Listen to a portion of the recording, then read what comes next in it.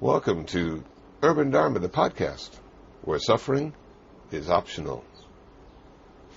This is Reverend Kusala coming to you from downtown Los Angeles, from the International Buddhist Meditation Center in the heart of Koreatown. It's a cool June morning, but I'm sure the sun will be shining this afternoon and it'll be a typical Southern California day. What you're about to hear is Part 3, the final part of my interview with Roshi Eigyoku, the abbot of Zen Center of Los Angeles. So without further introduction, Part 3, the final part of my interview with Roshi Eigyoku. Just looking at me. And I'm looking at him. And I started the car and I drove off. Did you sense something about that? Well, I sensed something was different. Yeah. I drove back to the center, and usually when I dropped him off at the airport, I would stop off for a cup of coffee. This time I didn't. I drove right back to the center, went to the office, and I said, "Did Roshi call?" And they said, "No." And you know what? He made it on the plane. Don't ask me how that happened. Wow. Because the next time I spoke to him, he was in Japan. Okay. So we spoke a week before he died, and he had called because he had extended his trip a week because he had been creating an Inca document, the seal of approval for Bernie Glassman, where he then takes on the title Roshi in our line. And the person that he wanted to talk to about the document was not available to meet with right away, so he had to extend like a week. And when I spoke to him, I got how exhausted he was. And I just said, "Roshi, you're so exhausted. Please, please, please take care of yourself." That was the last time I spoke to him. So 1 week later, we get a call. Maezumi Roshi has died. We don't know any details. So I called Bernie Glassman immediately, and of course he already knows. And he said, "Why don't you fly to Tokyo?" He said, "My wife Jisho and I are flying. This is the time we're arriving. Please meet us there." And I was able to get a flight that would landed like an hour after them. So I flew to Japan, and the people who were here, took care of the center. But I just felt I needed to be there, Sure. Being his assistant and all of that. And so arrived in Japan, and, we got to the temple where his body was and looked at that, and, and we were told that he had been found, dead in his bed and all of that. And, of course, I believed everything I was told. Sort of my little naive self who believes everything I'm told kicked in. I didn't even think about anything else. It was just so overwhelming. I bet. I bet, yeah. And so we just went through all of that. We were there for the entire funeral in Japan, which was like a huge thing, And did they cremate him? Yes, as we do in Japan. And did they give ashes for the center as well? Or are all his ashes in Japan? The funeral is such that the disciples who were there, and many of his successors were there, of course, not all. Some of them stayed behind to take care of the sanghas here. But the way this funeral is done is that when it comes time for the casket to be closed, is everybody puts flowers in it. So we got to cover him with orchids. Wow. And the whole casket was full of flowers. And then the lid is nailed shut. And then a kesa, Buddha's robe, is put over him. And then his disciples carried him to the crematorium, which was just like across the plaza of this huge facility in Japan. And we all got to watch him being put in the oven. Wonderful. Were you chanting when that happened? Yes. We were all chanting. Okay. And then we went back to another hall where we had like a little snack. And then I think within an hour and a half, we were called to go back to the crematorium. And so we were all there, and they opened the door and slid out, you know, the little platform that he had been slid in on. Sure. And all that was there were ashes and bones. So those are the relics? The relics. The It was relics. mostly bone. Okay. I guess it's just done in a particular way where you just have bone. Uh-huh. And so then the bones were put in these containers, and they were brought to us in the middle of the room, and we were each given a pair of chopsticks, very long chopsticks. I think we're just given one chopstick each. And so in pairs, we would go up and we would together, like with another person, each holding one chopstick, we would pick up one of the relics and we put it in an urn. Wow. Chanting the whole time. It was so powerful. I bet. You know, the impact for me is that it's like you take care of somebody all the way through. It was so powerful and so healing. And I deeply regret that we don't do that in this country. Yeah, you know? we're a bit afraid. I've done about funerals where I've insisted that Yeah. we be allowed to do at least part of this, you know, and people are always so grateful. But anyway, so then the Did you relics were brought over. At that moment, did you have thoughts of impermanence? To see the body and we clean it, we bathe it, we comb it, we clothe it, and then after years and years and years on this earth, we have two chopsticks picking up bones. Isn't that amazing? Yeah. No, it just seemed the most natural, Okay. wholesome, healthy. It's just amazing. You know, in the midst of all that grief, there was a kind of joy about it. It's so powerful, this. And so the relics were brought back. Okay. His wife brought them back on her lap. And so they were brought back here. And so that happened in, I believe, like the end of May in Japan. And we then spent the next June, July, most of August, planning his American memorial service with the relics. And that took many trips to Japan, with Bernie Glassman and I going back to Japan. And then with the Sangha here, it took a full 3 months to plan. And then we did that in Little Tokyo at the Japanese American Cultural Community Center. It's a very elaborate funeral service. I regret we did not videotape that. Yes. Although the one in Japan was videotaped.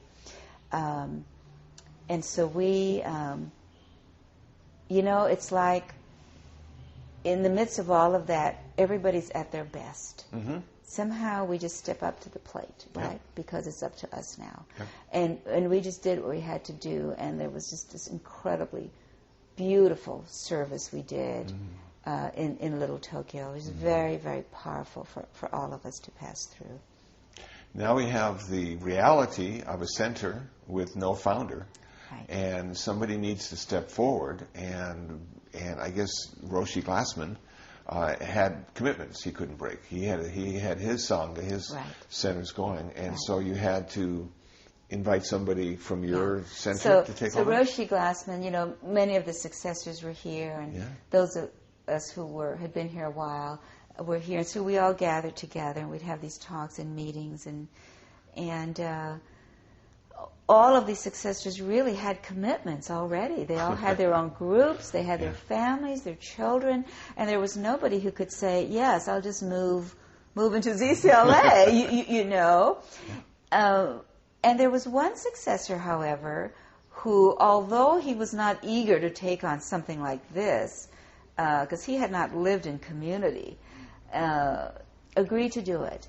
You know, out of his own love and respect for Maezumi Roshi, he said he would give it a try. So he was named as the resident teacher.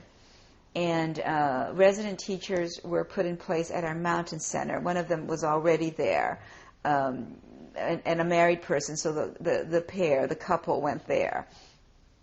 And Roshi Glassman continued as the abbot overseer of both. Okay. But it was given to the resident teachers to then just move forward and just be in this space of this death of our founder and his direction, his way of doing things, his huge imprint. Yes. You know, and so we just had to continue on.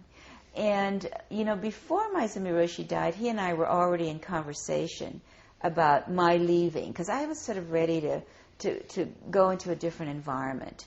And although I didn't know what that was, so, you know, we were going to finish up my study, because I was very close to finishing for Dharma transmission. And then, of course, he dies, right? Go figure. So Roshi Glassman asked me if I would move to New York and help him with this time of transition, because I had been working very closely with Maezumi Roshi, and I knew his worlds, you know. So I agreed to do that.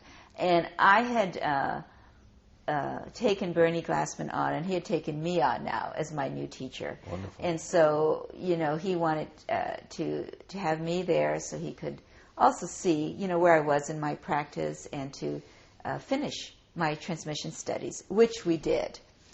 And it's an interesting thing for me, actually, because had I become a successor of Maezumi Roshi, I think I would have felt a certain need to do things in a particular way, and I would have taken a lot longer to find my own expression. Yes. But it's like, because suddenly I was the successor of Roshi Glassman, who was already doing things in a very different way, because he had been addressing American students in the American context and being an American himself, right? Yes. For, you know, a very long time now. Yeah. Maybe 25 years or so, maybe more. And so suddenly I was with somebody who had a completely different approach. At the same time, deep understanding and deep grounding. So it gave you some options. There wasn't just one way of doing it. Right. And it was like, I was in Zen finishing school. I always said I was in Zen finishing school. Yeah. And it was a huge liberation of sorts. You know? Sure. So I consider, it's like Maezumi Roshi gave me this huge gift. Yes. He just handed me off. And although these are two very different people and very different teachers, it was a seamless transition in terms of my own study. It was just a very powerful time. So I worked with Roshi Glassman in that time, and I made trips back to ZCLA because Maezumi Roshi's belongings and Dharma things were all here, and there was a lot of sorting through and trying to figure out what we're going to do with everything. And you ended up doing a book on yes, to celebrate his life? Yes. Okay. Yes, it's called Appreciate Your Life. Appreciate Your Life. Mm-hmm. Now, when Maezumi Roshi died, tremendous energy was unleashed. And I think we all felt it. It's like, rather than being concentrated in one body, it was everywhere. Yeah. And I think all the successors felt it. All of us who'd studied with him felt it. And, you know, the experience was like we were riding on this huge wave of energy. Mm. And every so often, Roshi Glassman would say to me, well, now let's see what happens. Because in his experience, having seen a lot of founding teachers die and all the upheaval that follows that, it's like sooner or later something falls apart, because now it's like the pieces are not in place as they were, and there's like a settling that happens. So, and I'm like, well, yeah, I wonder what he means, you know? And a year and a half after Maezumi Roshi's death, there was trouble again at ZCLA. Mm. So the resident teacher was in trouble. Lots of drinking, and some involvement, I don't know how involved, with a couple of his women students. Now, you mentioned that he hadn't lived in community before. Right. And I have found, after living in community for a number of years, that it does give you a different way to look at a center when you live there. Oh, doesn't it, though? and not visit. Do you think there might have been a different outcome if he had been living in community before he took over. Probably so. Okay. He probably would not have agreed to do it. No, I'm just kidding. Could be, though. That's not true at all. But yes. Yes, okay. It's hard to explain what community or Sangha residential living is like. So actually, living in community could be looked at as part of your training as well. It is absolutely dynamic training, you know, because suddenly you actually are living with people that you probably would not have chosen to live with otherwise. That's right. And this is not to say anything disparaging about No, people, no. but, you know, we tend to live with the people that we feel connected to, Sure, or related to, or or at least comfortable with. or at least comfortable with. Yeah. And of course, you know, we know everybody and anybody can come to the Dharma. And we're all, you know, not just studying the Dharma, but as we said earlier, we're studying ourselves. And whoa, is that an adventure? Yes, it is. Learning who we are. And then everybody's got to learn who you are, too. Yes, of course, they learn it faster than you do, but... It's true. It's true. And then this whole dynamic is going on. And, of course, you've got, in the middle of that, a center that is at sea because of all the transitions and things that have happened. Yeah. So, yeah. So now we've got a year and a half. Things were sort of rocky, and he's asked to leave, I guess. Yes. And now there's a vacancy. Now there's a vacancy. And Roshi Glassman asked me if I would consider going back. And he was very reluctant to ask. He came to me and said, now, I know that you do not want to do this. Now, if I can just interrupt for a second, because Yeah. in our last interview, the part that got the technical difficulties, you mentioned in that, and I'm just recalling it, that when you heard that he was asked to step down, your body shook. Yeah. When I heard that something had happened at Yes. ZCLA, not even knowing all the details, I did experience that completely physical, visceral body thing that went, oh no. I just knew on some level that I would have to become involved in it. Mm-hmm. You know? And I went to Bernie Glassman. He had not told me that something had happened. Mm-hmm. I don't know who told me. But in any case, I went to Roshi Glassman. He had just heard about it like a week prior. And I went to him and I said, I heard about this. And he says, yes. You know, I learned about it this week. And he said, you know, I'm, you know, just learning about it and, you know, not jumping to any conclusions. You know, I need to learn what is going on and what's happening there. So he was in that process. And I said, well, I'm really shocked because this was someone I knew and not anybody I would have expected to be in this position. But, you know, we're all vulnerable. Mm-hmm. And I asked Roshi Glassman, can I call him? And he said, of course. So I called and we spoke and I said to him that, you know, I was really surprised and I think I might have even laughed. I said, we know what's going on. And I remembered what Maezumi Roshi had told me, you know, about how, you know, don't make excuses for yourself. Yes. Or, you know, you can consider not making excuses. And just, you know, say to the Sangha, you know, I did this and I really am sorry. And, you know, let's figure out what we can do about it. And sort of make your amends and your reparations and try to hold your seat and go through, you know. And I said to him, you know, if you can do this, you know, it could be an incredible thing. And I said, I'm not saying I could do this, and I'm not saying you should do. I said, but, you know, just think about this as a possibility. And then people from the center who were Sanghas began to call me, and after a while I said, look, I can't talk to anybody. I don't want to be triangulated in this because I'm not there to see what's actually happening. Sure, it's all secondhand information. It's all secondhand, and I want out of this whole thing. Yeah. And so at that point, I cut off communications with everyone. Okay. And so it was in that context. And then Bernie Glassman flew here, and, you know, other people got involved in trying to see what could happen. Mm-hmm. But there was such a division. Yeah. It was so divisive, it was really beyond healing. So now he's talking to you and saying, I know you don't want to do it, but we need you in L.A.? I'd like you to go Yeah. and do some healing work," is how he put it. Okay. And I said, "Well." And you like the installment plan, so did you give I him a like timeline? the installment plan. I said 3 months. 3 months. Okay. I said, and if I go back, Uh-huh. I said, there's certain things I think the Sangha could benefit from.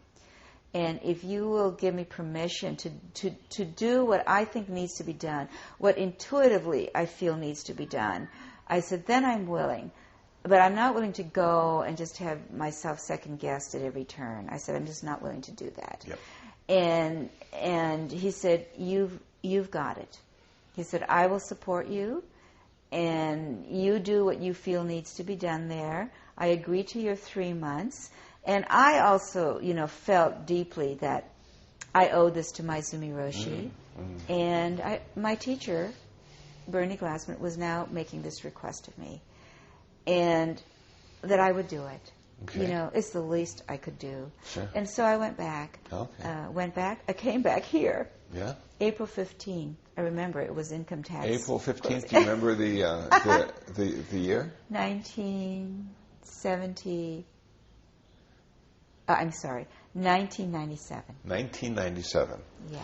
Well, we know that 3 months was extended, which is a good thing. One of the things that I find interesting about the way you're doing it here is the fact that you're bringing the Sangha community together. There are certain obligations of practice necessary to live here now, but also the idea of getting community members involved through dialogue discussions, sitting in a circle, talking sticks. Could you just talk a little bit about why you thought that would work? Yes. And is it working? Yes.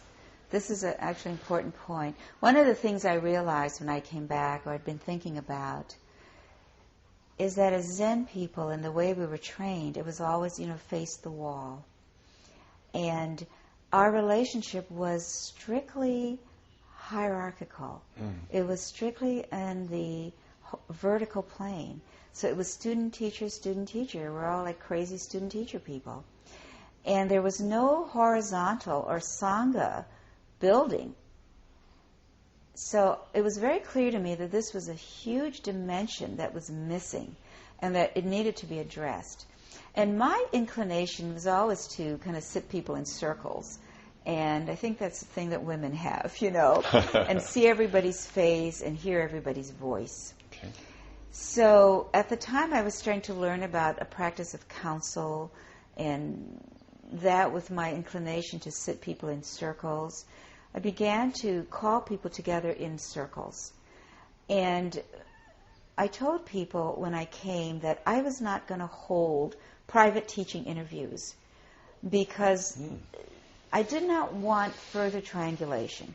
I did not want to hear what everybody had to say, what their story was, what went wrong with the center, and be the receptacle of all that. And so I said, if you've got anything to say, we're going to sit in a circle, and you're going to say it into the circle. Put it in the circle. We're all going to hear. We're all going to be informed. We're all going to move off my personal point of view. We're going to hear how everybody was affected. But not addressed to anyone specifically. Not addressed to anyone specifically. Okay.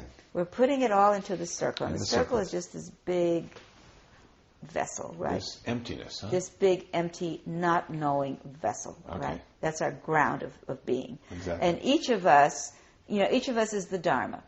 Each of us is sharing from our own experience what our truth is. Whatever that is, we can only speak from our experience, and no one can argue about experience because that's my experience, right? Exactly. And then in the hearing of this, in the bearing witness to all of this, we find ourselves just expanded.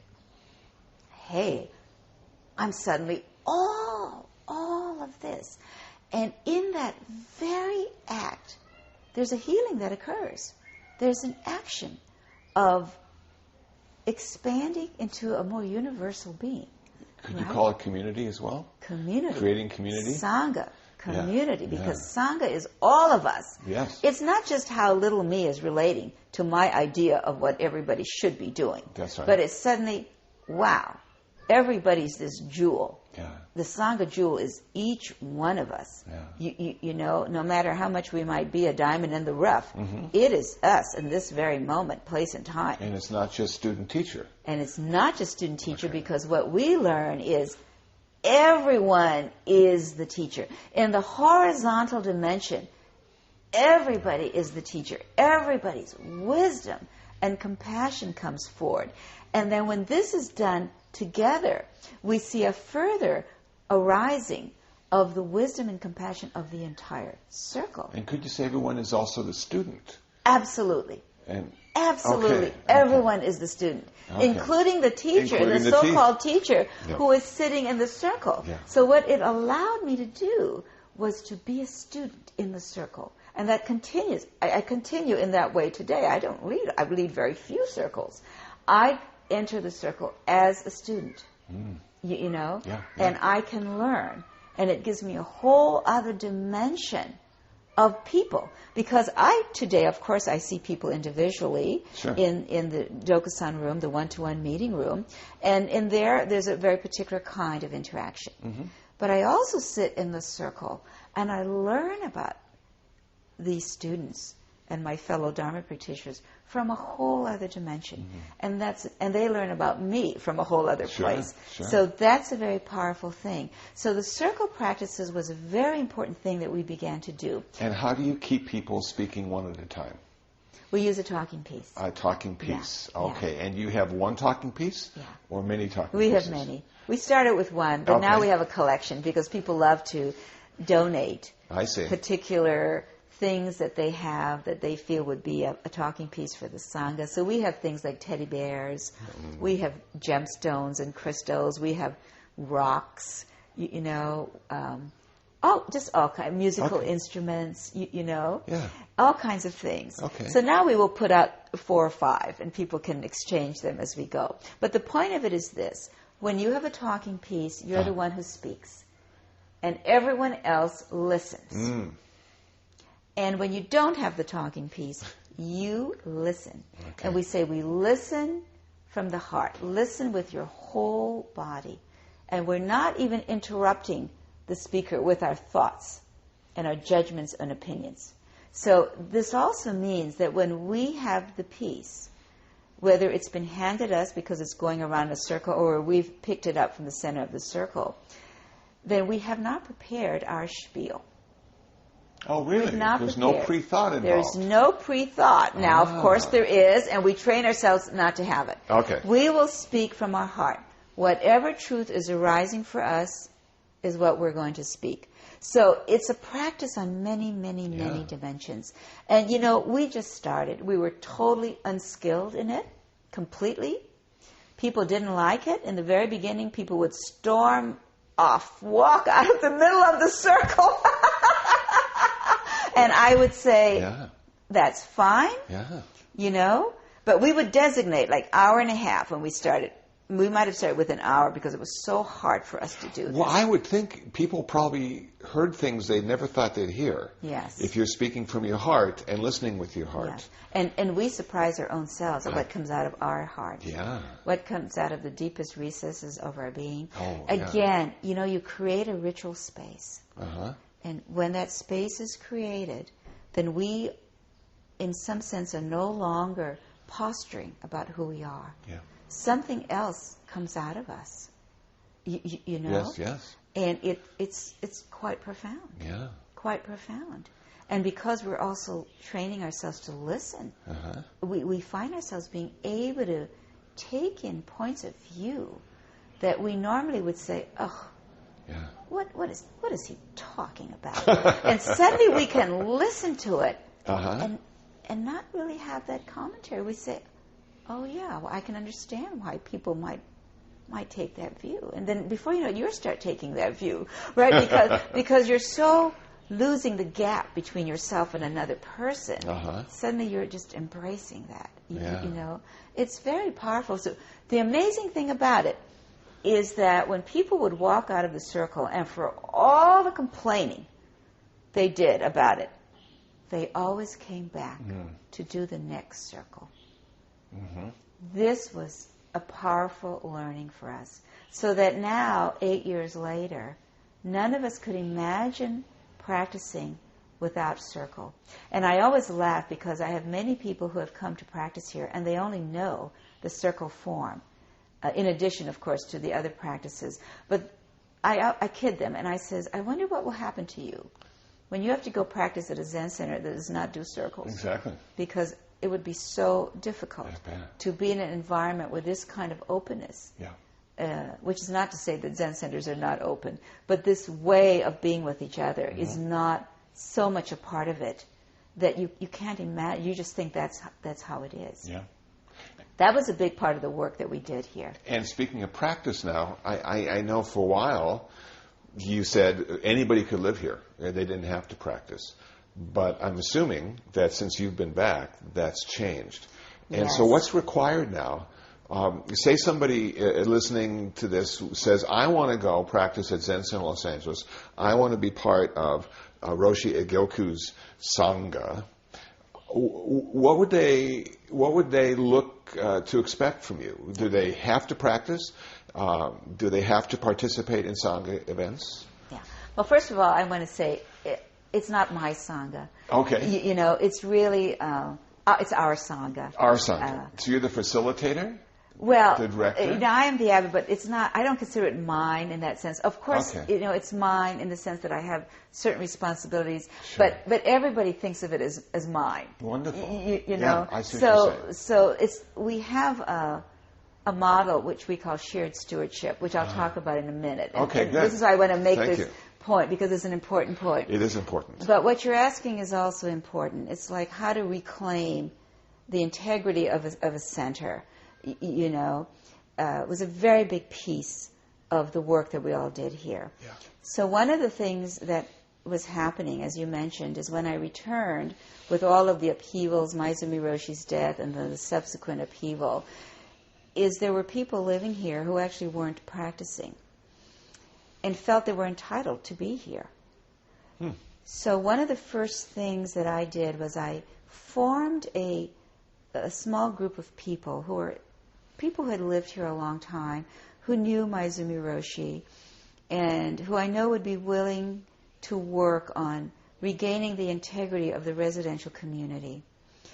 And so we call them the Buddha hand circle. The Buddha hand being that great big citrus that grows in Asia. It's like a big, huge lemon that has fingers. And it's actually called the Buddha hand. Wow. Buddha's hand. I didn't know that. Somebody had given me a tree when I came back. And I thought, we'll call this the Buddha hand circle. You know, the hands of the Buddha are going to work on this community. And in the meantime, just to get us started, I had said, these are the minimum criteria now.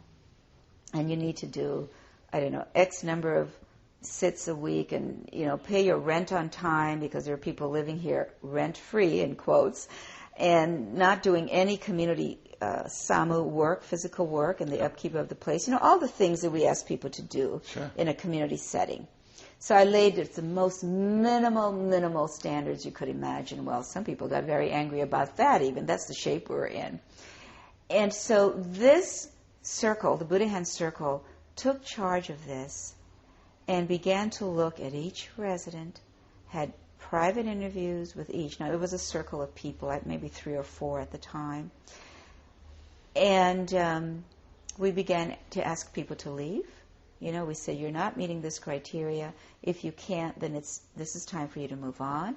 And in one case, we even took someone to court. Yeah. Like somebody had been with us for 20 years. And this was really difficult work. And to this day, I'm so grateful to this group because I know how hard it is to stand, you know, face to face with people you have been living with for years. Sure. You know, and who really ought not to be living here anymore. But this work was done, and we went through some powerful times. And out of that grew the standards we have today. Okay. And then every year to 18 months, every resident goes under review.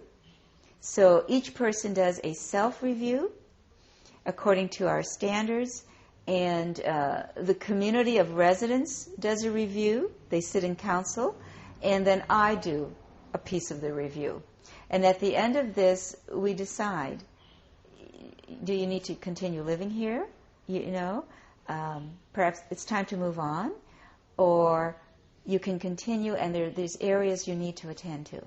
And so this is what we do now. It's a very transparent way that we do it. Mm-hmm. And as a result, we have evolved a very strong residential Sangha. It sounds like it. And it's quite wonderful. It took us a number of years. And, sure. The residents sit in council every other month. They have a resident council that happens. And that took a while to gel. Mm-hmm. But there's a tremendous maturing in that process that has happened to the point where I think, we all feel really great about the residential community, its part in the larger Sangha, and that we've really regained our integrity as Zen practitioners in community. Of course, it didn't come easily. We went through all kinds of, nightmarish experiences with each other, and we learned from them all. Sure. And so if somebody wanted to move in, do you have openings, or is there a waiting list?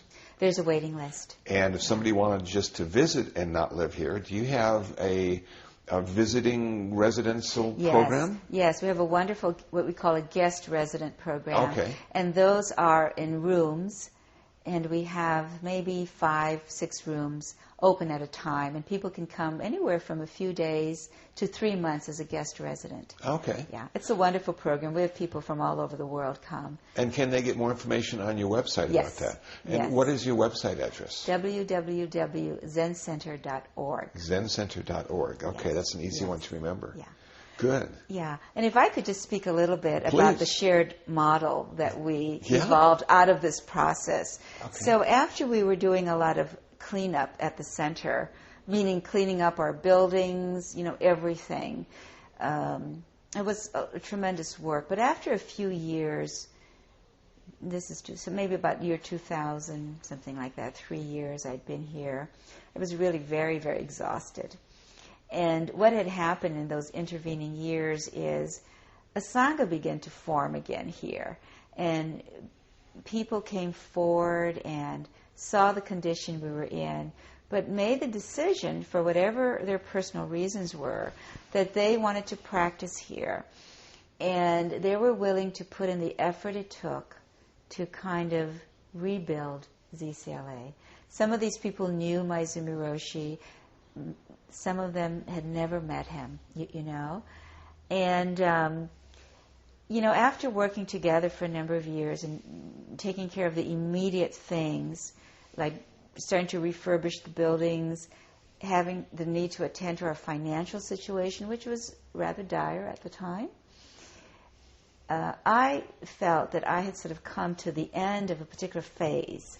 Okay. And that it needed to be broadened out, and we needed to think about how we were going forward, because the old model, the old hierarchical model, was not appropriate for us, but what were we going to do? Mm-hmm. And so at that point, I had a small group of people who were starting to look at the financial condition of the center, and we had let our old financial systems collapse because they were beyond Band-Aid. And with the new technologies and everything, I just said, well, let it collapse. And we're going to put a whole new thing into place, although, you know what, I don't know what it is that we're going to do. And so one of them came to me and said, we need a larger core group. He says, and I said, well, how many? And he said, well, at least if you had 15. So you could see how much we'd shrunk. And I said, okay. I said, let's do shared leadership. And he said, oh, no, we're not going to go down the shared leadership path, he said, because when I was getting my doctorate, this is what I wanted to do, and everybody talked me out of it because they said it's just too much work and it never works in the end. And I said, well, I don't know much about it, but it sounds good to me, so if you'll just humor me, I'll do a course. So I'll do a course called Shared Leadership, not knowing anything about it. And I sent out a letter of invitation to all of our Sangha then. Uh-huh. And I said, this is where we are today. And now we need to go forward and look at what we're going to create here at ZCLA. And we need to figure it out together. Yeah. I don't have the answers. Come together and let's figure it out together. And 40 people came. Wow. Now, what That's was a I? big deal. What was I to do with 40 people? I didn't know how to deal with 40 people, and but there we were. And I had designed. By designed, I said, I had set a schedule for 9 months of course, and the course was that we would meet one Sunday a month for 5 hours for an afternoon, 4 or 5 hours, like 1 to 5 or something. And after those 9 months, I was going to go on a 3-month leave, and they would spend those 3 months figuring out how the center was going to run. So here we are in the first class, and there's 40 people, and I'm like, what am I going to do? And there were people who were old-timers and people who had just come to the center. All of these people. So the first thing we decided to do was talk about were we going to pay for this class or not? Because money was a big issue. And of course the whole thing blew up right there. People were so upset, I didn't come here to talk about money, and I said, well, I'm sorry, but this is one of the big issues we're facing. So anyway, we managed to get through that, and we came up all together, we came up with a plan on what the course fee would be. And that was sort of a big deal in a way, although we may not have felt it at the time. Yeah. But the other thing I realized is we needed to get on the same page. So you needed consensus at some. You needed to have people on board looking at it. Yeah. But not consensus in the way that every single person had to agree on everything. Okay. But, we could live with the decision that the group seemed to be headed towards. Okay. So that's a little different, I think, so there from was consensus. Compromise. Yeah, and not even compromise. Okay. There was agreement. Let's say Agreement. there was agreement, Okay. right? Okay. That's a better word for us. I like that. But so anyway, so then I said, okay, we need to get on the same page about what ZCLA is, its history, and how we got to be where we are now. So I started, and this lasted for 5 months, telling the center's story. And other people chimed in, starting with Maizumi Roshi came to America in 1956. Wow. We had photographs. And, we talked about... And did you record this at all? No. Oh. So now everybody is, sort of saying to me, we need to record this history. And they're right. And I have a member now who's going to do it because he's been inspired by your podcast, quite frankly. Wonderful. Wonderful. So we're going to start to do that. Good. But in any case... we told the center's entire story as best we could remember. And we got up to the scandal in 83. What had happened in 83 was that previous to the big breakdown, the center had accepted an invitation from a graduate student in Princeton to come and film ZCLA, because this was one of the thriving centers in the United States at the time. And as part of her graduate work, she wanted to do a short film. And so the invitation, we had accepted that she could come, but when she got here, the center had just blown up. Oh. Of all times, huh? Oh. And so I guess the big discussion was among, the people who were involved in those things was, well, what do we do? Yeah. And Maizumi Roshi said, let her come and let her film whatever she wishes to film, because this is what's happening. And, that's an amazing thing for him to say. So I did not involve myself in the filming. I remember I said I didn't want to be interviewed because I didn't even understand what was going on myself. And that film is available. And I did not view it all these years, But when it came time to telling the Sangha about what had happened, I remember there was this video called Zen Center. And someone here happened to have it, an old-timer happened to have it. And I said to him, if you have a copy, I'd like to view it because I want to show the film, whatever it is. I want to show it to the class. And I viewed the film, and I was deeply moved by the film. Maizumi Roshi speaks about what happened from his viewpoint and what he had gone through, and it's very, very powerful teaching that comes across there. So I showed the film.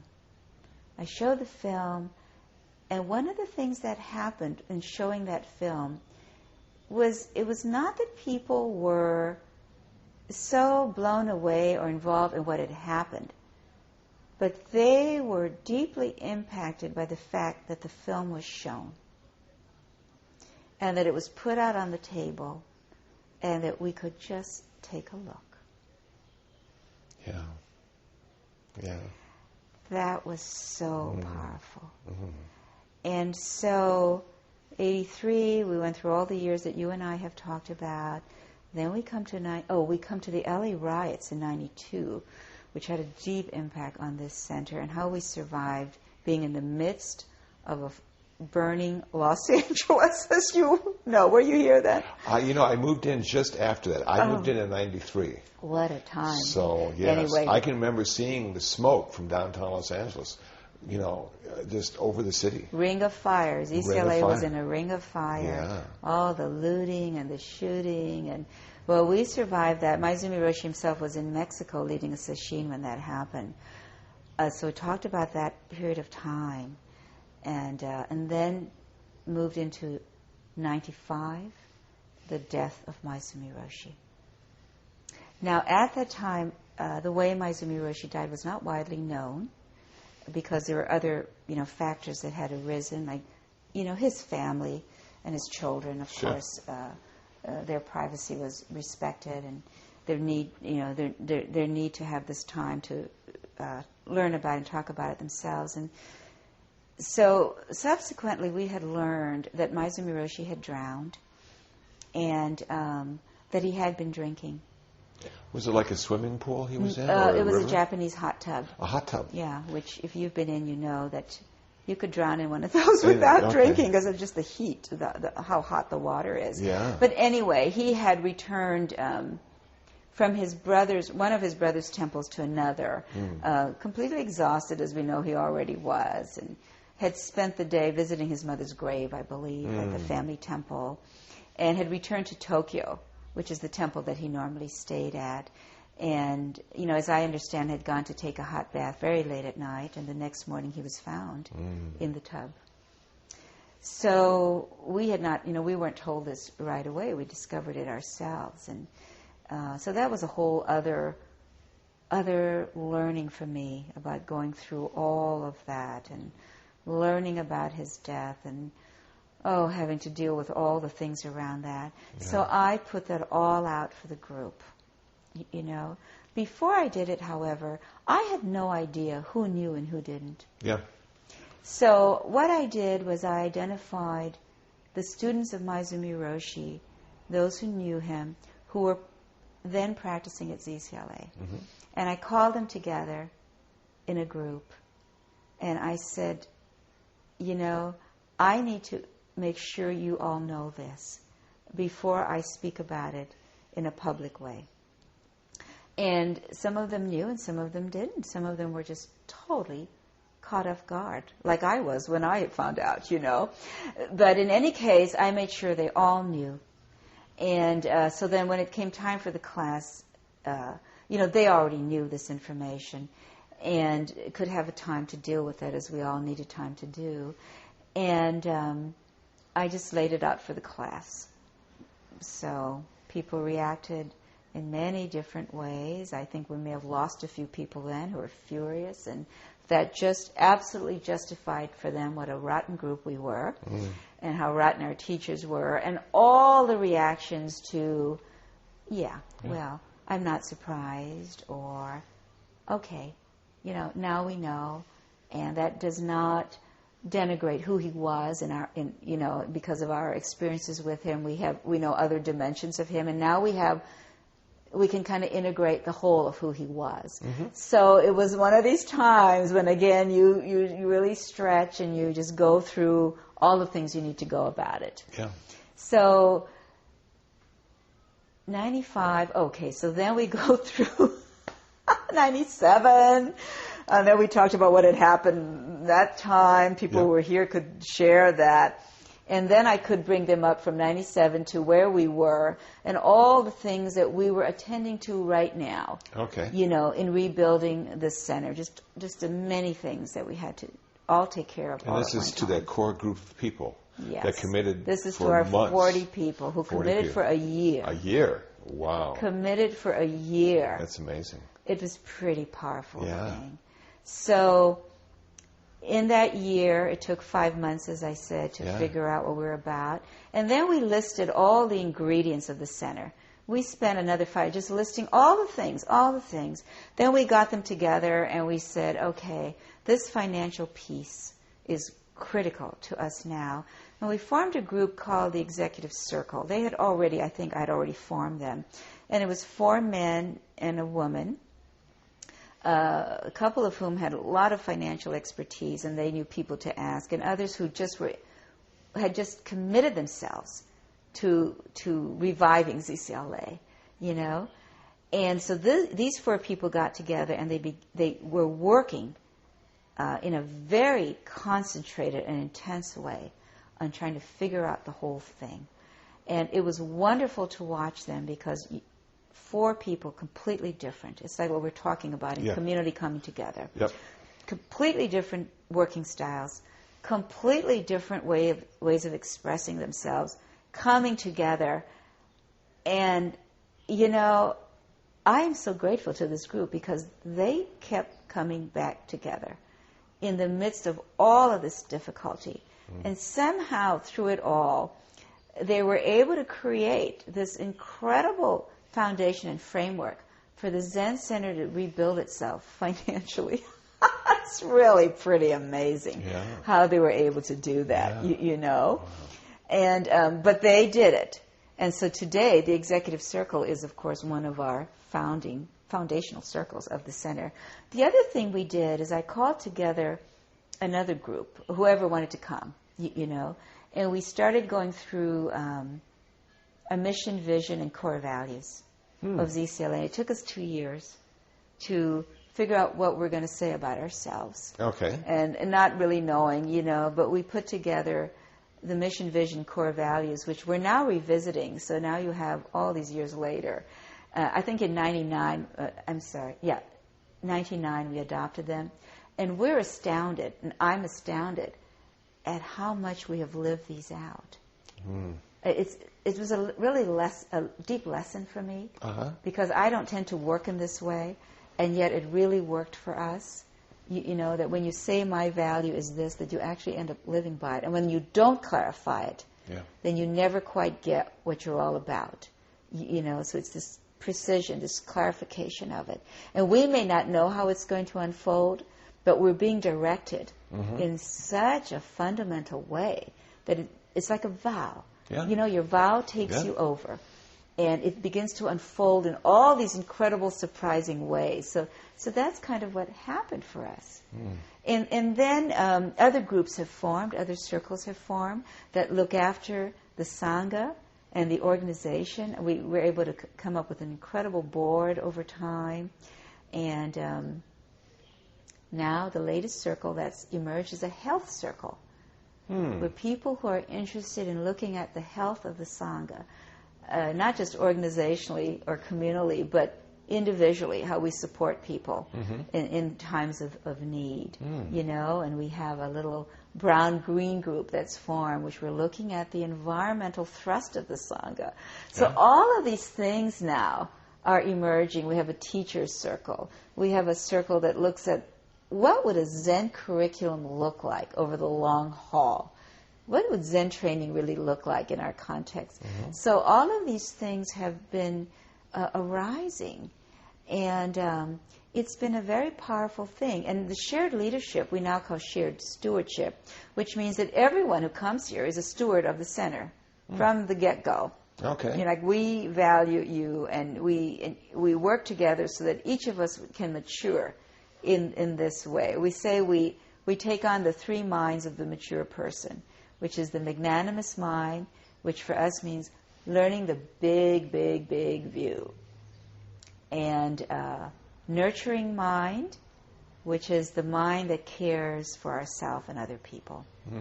And joyful mind, which is really allowing our joy, our fundamental joy that is there about this life to emerge, you know, Yeah. and to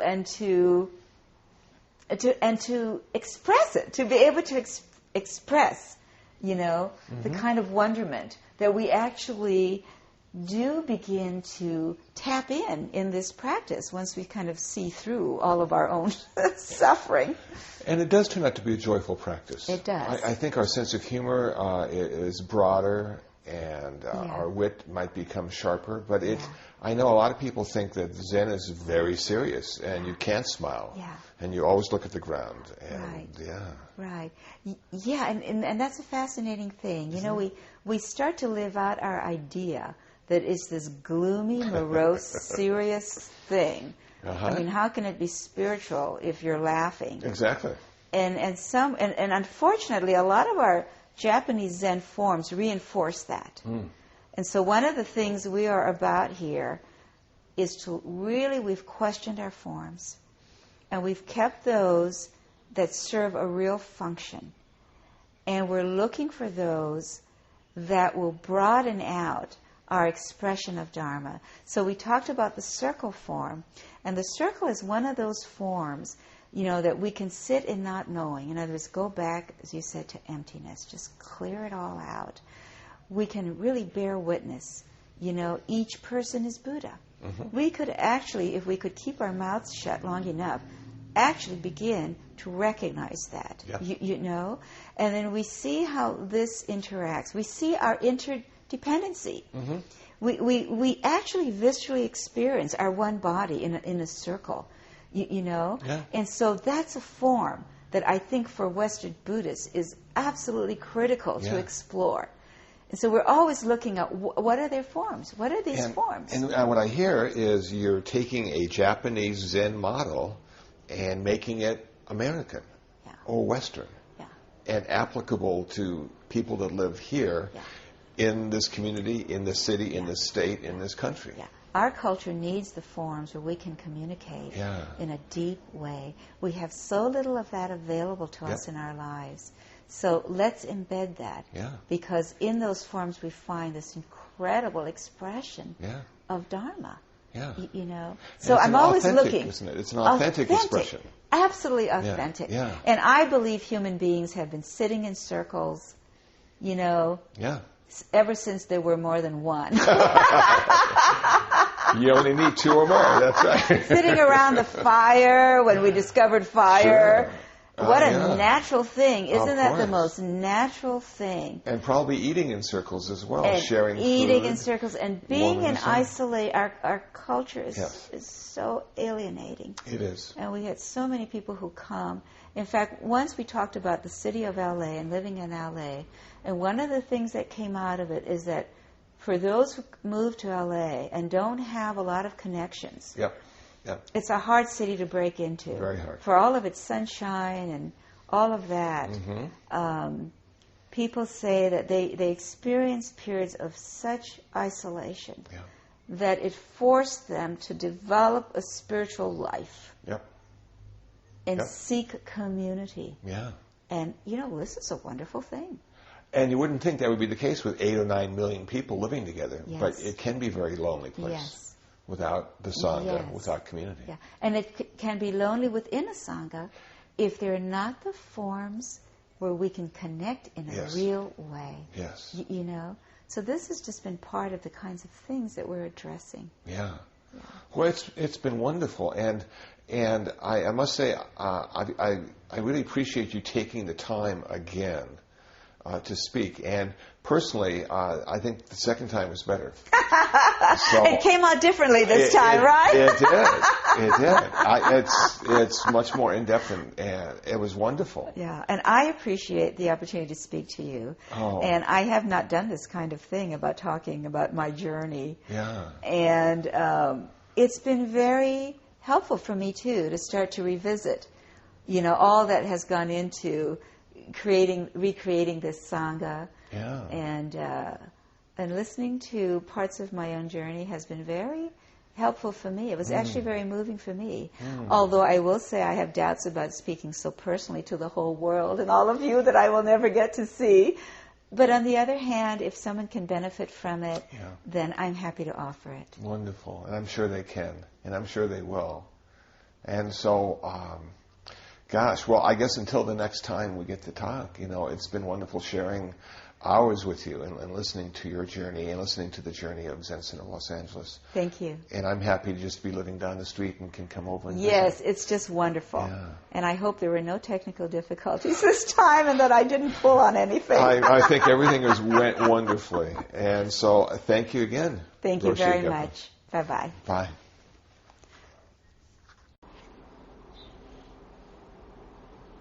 Well, that's it. That's the end of part 3, the final part of my interview with Roshi Egyoku, the abbot of Zen Center of Los Angeles. I hope you found it useful, and I hope you found it interesting. If you'd like to know more about the Zen Center of Los Angeles, please go to their website, www.zencenter.org. If you'd like to know more about me, please visit my website, Kusala, KUSALA.info. And if you'd like to contact me by email, my address is kusala@urbandharma.org.